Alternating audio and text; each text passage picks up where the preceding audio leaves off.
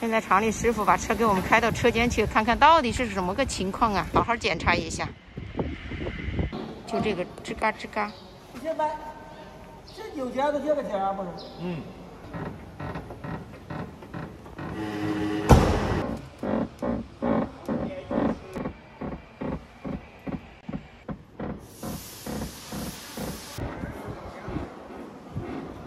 现在就是等他们的解决方案吧，看看。厂房外面放的这种就是和我的小房车同款的那个底盘，还没有进行上装。之前是换过，这个配件，然后是这个簧片的这个部位配件也是换过的，但是没有管用。那要不然就是这轴里面，对呀，轴里面。哦，这个啥问题？轴啊，这里面。也有可能。开着不影响，但是声音太烦人了，不停的。